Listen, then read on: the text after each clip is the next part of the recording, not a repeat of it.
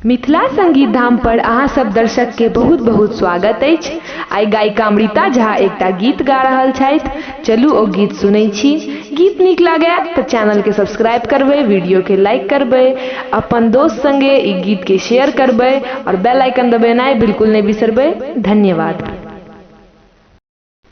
भद्रकाली हमर कष्ट जल्दी हरू, भद्रकाली हमर कष्ट जल्दी हरू।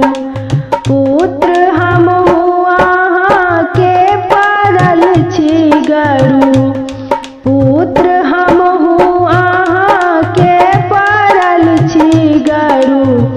भद्रकाली हमर कष्ट जल्दी हरू, भद्रकाली हमर कष्ट जल्दी हरू।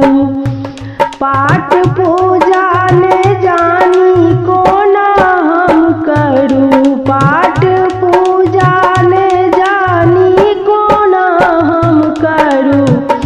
चित चंचल सदा ध्यान कोना धरू, चित चंचल सदा ध्यान कोना धरू। भद्रकाली हमर कष्ट जल्दी हरू, भद्रकाली हमर कष्ट जल्दी हरू।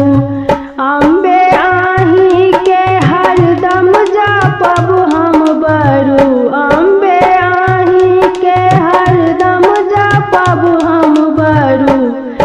आस माता हमर शीघ्र पूरन करू, आस माता हमर शीघ्र पूरन करू।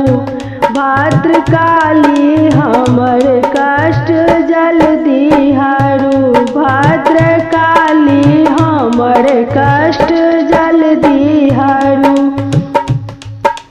दिया दर्शन सदा निज भक्तन के तारू, दिया दर्शन सदा निज भक्तन के तारू। दीन दुखिया के आशा पूरन करू, दीन दुखियन के आशा पूरन करू। भद्रकाली हमर कष्ट जल्दी